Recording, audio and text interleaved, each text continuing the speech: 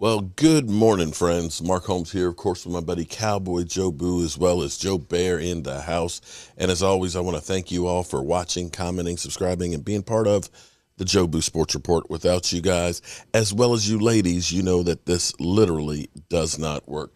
So let's get open for business here and let's wake up the football gods here on this Sunday morning without football. But guys, girls, we are only 67 days, 9 hours, 53 minutes, and 20 seconds away from kickoff against the Tampa Bay Buccaneers here on this July 4th. Every Sunday that we have without football brings us one Sunday closer to the NFL season. And we get a bonus week this year because of the 17-game schedule.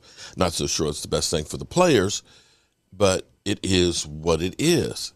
So I'm a little bit lost. So if I'm a little bit out of kilter today, understand I ended up having a power surge. I got so much stuff that's going on down here that it kind of overloaded the system when I kind of shot a screw through a wire.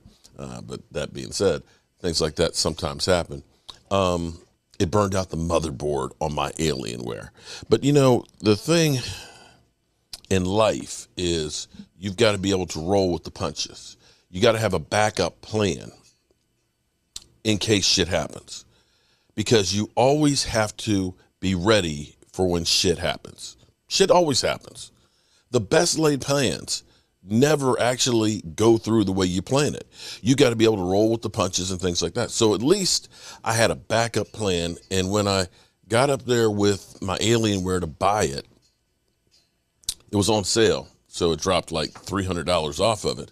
And they said, hey, we have this Dell extended warranty. And I said, how much is it? They said, well, for 3 years, it's $300. I said, what always happens with those extended warranties is once the warranty is up is when it dies. But then I started saying, though, in 3 years, I'll probably need to replace it anyway. So maybe that's not a bad deal. And it's a good thing I had that backup plan because it died yesterday and was able to do a self-diagnostic with it. And the repairman will be here on Wednesday to bring me a new motherboard and take care of it. I'm like, wait a minute. You mean Dell makes house calls? I'll be damned. So I'll only be without it for a bit. And I thought about taking my gaming computer back that I used to, gaming laptop, and hooking it all up to the system and things and, you know, making it work. But I said, you know what? I'm just going to go guerrilla style here for the Monday show and just make the best of it that way. That way, I'm not going to go through and try and rewire, reroute. It's just not worth it. The backup plan is we just go like we're going now. And that's the thing that you have to be able to do in life as well as football. Now, the one thing that I think is actually kind of cool because, you know, I'm an old school guy, i.e. I'm old. And I remember how physical football was, rightly or wrongly. But when I think about my doomsday defense, how they literally put fear into other teams when they were going to play them. They literally out-physicaled everybody. They beat the crap out of them. That's not today's football. Today's football is the kinder, gentler NFL. And I'm not saying that that's a bad thing because as I look at some of the players of the past that are my age that are having to have knee joint replacements and, you know, have all kinds of complications from football, you understand the purpose behind it. And I'm not saying that it's a bad thing. It's just that when you get older, you always pine for the past. But in some regards, the last couple of days has given me that deja vu feeling that maybe being tough is coming back. To hear that the NFL is trying to, you know, control the 49ers, the Jaguars, and the Cowboys for being too physical, to all of a sudden see my team kind of evolve into, you know, I don't even know what really to call last year's defense. because last year's defense, aggression and anger and intensity just did not seem to be there. Physicality did not seem to be there. It was there in spots, but not on a regular basis. Nobody looked at the Dallas Cowboys and said, those guys are physical. In fact, I believe somebody said, it's easy money. Not what you want to have as a defense. And then this morning, I see this quote, and I don't know if he's going to be successful or not. He's got a tall task ahead of him with the Detroit Lions, and I'm not throwing shade on the Lions because, you know, you could look at the Detroit Lions and the Cowboys over the last 25 years, and we in the same boat. But Dan Campbell, who's going to be that great quote guy, you remember his opening press conference where he was talking about, you know, we're going to bite them off in the kneecaps, and we're, you know, when we get knocked down, we're gonna you know, club them to death and bludgeon them. You know, he's that rah, you know, in your face, we're going to kill you type of a guy. So he told his players, I told the players, honestly, one day, I said, look, I'm not carrying your toilet paper around. I'm not going to wipe your butt. I don't know if he said butt. He probably said ass because it sounds better. I ain't going to wipe your ass as opposed to I'm not going to wipe your butt. You know what I'm saying? You're going to wipe your ass. No, excuse me. You're going to wipe your own butt.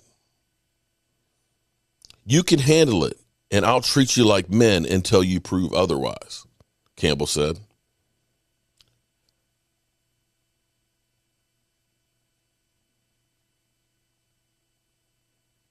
Now that I reread it with him saying but, was he talking to his kids? Or was he talking to his team? Anyway, regardless of that,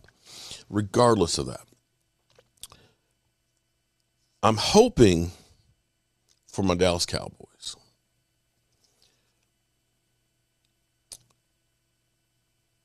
that this is what the perception that we are getting right now is what we're going to get for the season. I remember one of my high school coaches said, if you're going to fuck up at full speed.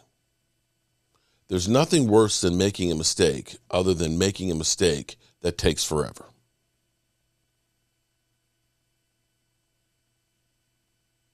And there's a lot to be said with that because the sooner you get it over with, the better we can deal with it.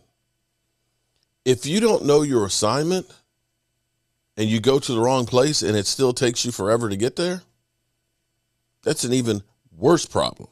Because not only are you not doing what you were supposed to do, you're doing something else that might have helped, but you ain't even doing that at full speed. So I love the idea of fast and physical, of in your face, of getting after people, trying to make them think that you crazy and unstoppable. That's what I can hope for our Dallas Cowboys, and I'm excited to see about it. We are 2.5 weeks away. That's it. 2.5 weeks away from training camp.